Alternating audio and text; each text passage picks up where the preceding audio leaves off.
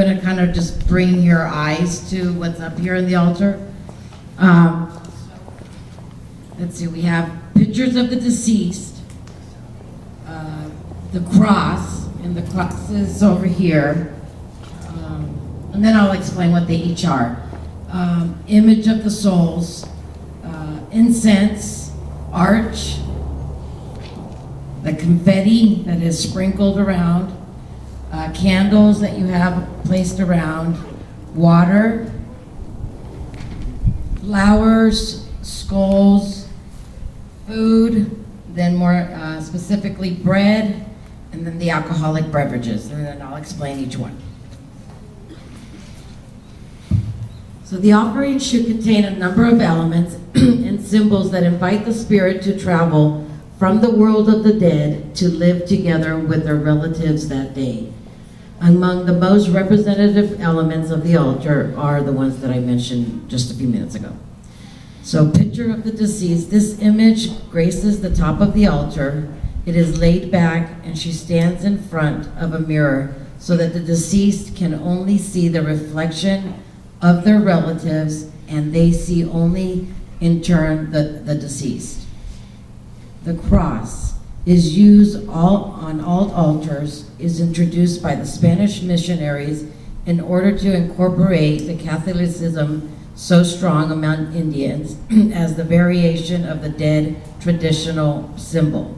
The cross is on the top of the altar beside the image of the deceased and may be of salt or ash. Images of the souls in purgatory. This is arranged so that if the spirit of the dead are in purgatory, its output is provided.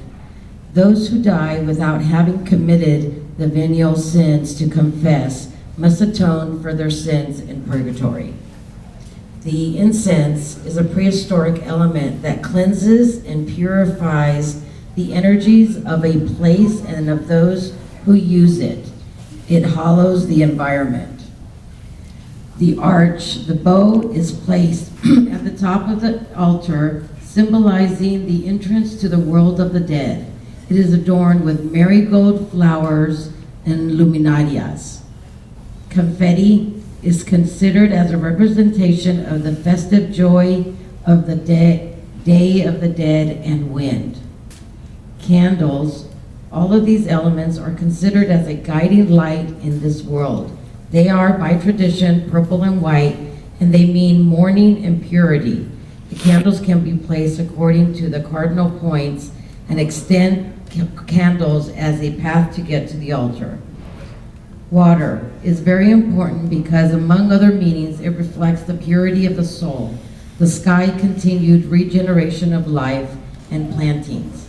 Also, a glass of water helps the spirit mitigate their thirst after the trip from the world of the dead. Can also be placed next to it to a soap, a towel, and a mirror for grooming the dead. Flowers are the usual ornaments on the altar and in the grave. The marigold flower is the flower for the aroma which guides the spirits in this world. The skulls are distributed around the altar and may be sugar, clay, or plaster with colorful ornaments. The wind sometimes affects the altar and lets you know that they are actually alive. Spirits.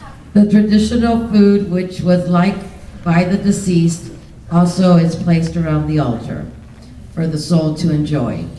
Bread is a representation of the Eucharist and was added by the Spanish missionaries. It can be shaped, muritito, pascuaro, or round dome, decorated with shapes of bones in reference to the cross, sprinkled with sugar and made with anise. Alcoholic beverages are the drinks that deceased called shallow. Generally, they are the horses of tequila or mezcal.